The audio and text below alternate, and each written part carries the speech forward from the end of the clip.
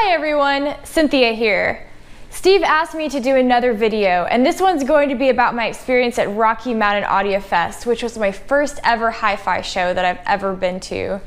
And it was so much fun. It was at the Marriott Tech Center in Denver, Colorado. And this hotel was huge.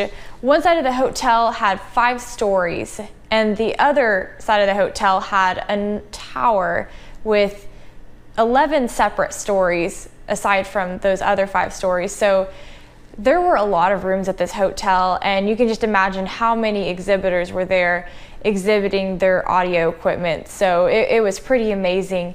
And just thinking about how much time and effort they must have taken just to move all of that hotel stuff out of there and get all of the manufacturer's equipment in must have taken a great deal of time and effort. So that's pretty cool. So being that this was my first hi-fi show, I didn't really know what to expect. And when I got there, I learned quickly that hotel rooms sound a lot different than the room in your house where you're used to listening to audio. And so that is one of the main things that I've learned, is that when hi-fi equipment is being showcased in different hotel rooms, it's going to sound way different, because the hotel room acoustics are not always the best. Sometimes the room might have good acoustics, other times you might come across a room that doesn't. It might have too boomy of a bass, or it may just sound like it's too closed off. And that's what you're going to get when you listen to high-end audio in a hotel room rather than actually listening to it in a natural setting. But you just have to go in there expecting that and know what you're looking for, and you can kind of sift through the sound to understand what it is that you're listening to when it comes to that particular equipment, and be able to tell the difference on what is occurring in that room versus what is occurring with the equipment and that sound. So that was pretty interesting, and that was an eye-opener to me because I didn't expect that. Some of the best sounds that I heard were the Magnepan 3.7 I's. I had never seen those in person or heard them in person. I've heard the 1.7 I's, which I own, the 30.7s, and the 3.3s, which my friend owns, but never the 3.7 I's. So it was pretty amazing getting to listen to those. They're very large though, but they sound really, really good. I got to listen to the Zoo Audio Dirty Weekend speakers, and I have never heard a speaker like that before. They're just completely different than anything I've ever heard. They're so much fun to listen to. The sound just pops, like it's 3-dimensional. And I got to talk to Sean Casey, and he explained the technical side of his speaker design, and it had something to do with motorcycle exhaust and engineering. So that was kind of interesting. But he was a pretty cool guy. I like to listen to him.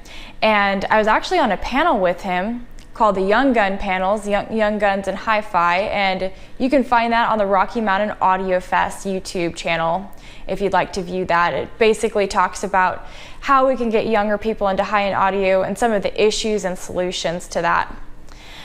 It also featured Ivana Manley with Manley Labs and EJ Sarmento from Wire for Sound, and Steve moderated it. So it was a pretty interesting experience, and it was definitely an eye-opener, a lot of the questions and stuff that we got to answer. So something else that I heard that I really liked, I heard the NOLA Metro Grand Reference Gold 2 speakers. And those just imaged so beautifully. It just was amazing how those speakers sounded, and they definitely disappeared in that room. They somehow seemed to get a good hotel room that had pretty good acoustics as well, so that wasn't an issue either. But those speakers were just really, really, really amazing. I liked them a lot. I also heard the Sigma acoustic speakers. Now, I couldn't tell you what model they were. I don't know.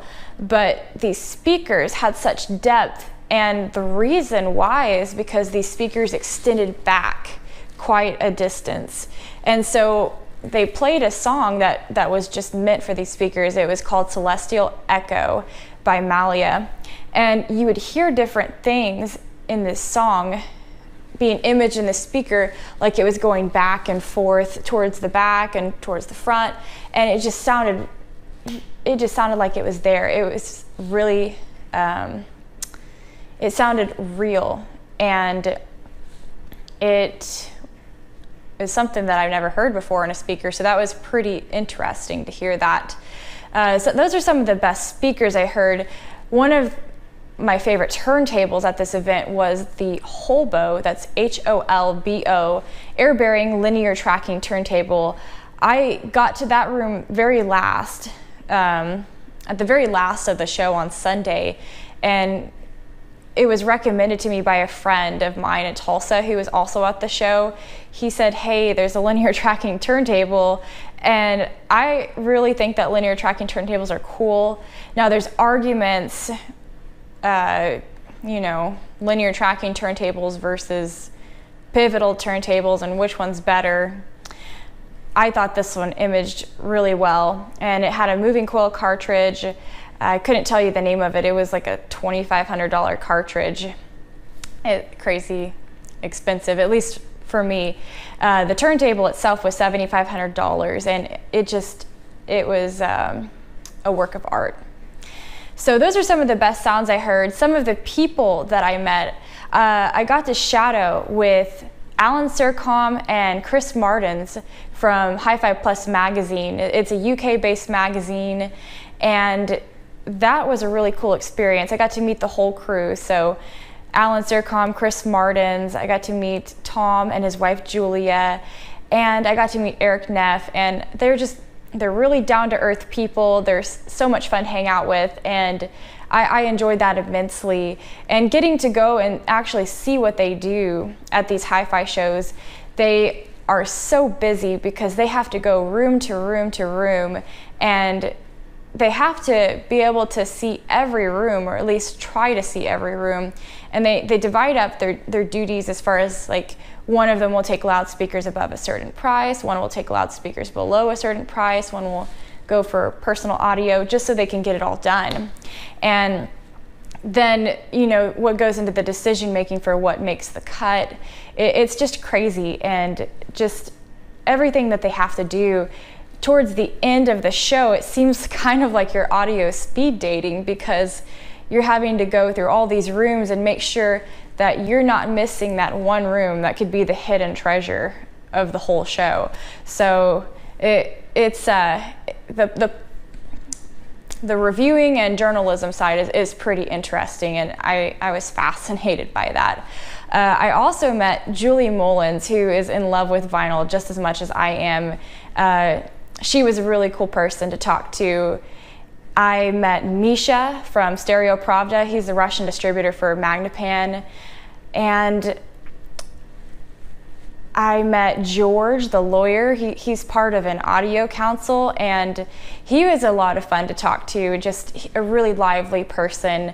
I met a lot of people, and I met a lot of showgoers as well. And the showgoers were interesting as well, because they are the ones who are the customers. And so going as a customer versus going as a reviewer or a journalist versus going as a manufacturer, they're going to be different experiences in all three areas, depending on what you're doing. A lot of the manufacturers don't even get to see most of the show, so because they have to stick to their post. But then the customers, they get to see it all. And then the reviewers, they get to see it all, but you're seeing it in a different light going as a customer versus, shadowing, or which is what I did with the reviewers. So I got to kind of see all sides of it, and it was a really good experience. One thing that I noticed is that each room displayed kind of a battleground, sort of, because each room had a different element, and in high-end audio, it's always like a battleground between analog versus digital, tube versus solid state, panel speakers versus cone speakers, and don't even get me started on cables. We're not even going to talk about that. But it's like each room displayed an element of one of those things. And you know, another one is linear tracking turntables versus pivotal turntables. So you can make arguments for either one of those options on each one of those debates. But what you need to do is make sure that you are able to sift through the weeds and find what you like, because ultimately it's going to come down to what you like most of all. And well, let's just say I'm an analog tube panel speaker vinyl loving type of gal. So, oh, one more thing before I go. I wanted to mention that there is a company that was selling Chinese music at this audio event. They're called RMAF, and I really love their music. I bought a ton of it. I bought like 3 LPs and some CDs, and they're 180 gram vinyl, great recordings, and they're just really beautiful. A lot of it is vocals and harp, a Chinese instrument called the pipa, which is kind of like a very large lute.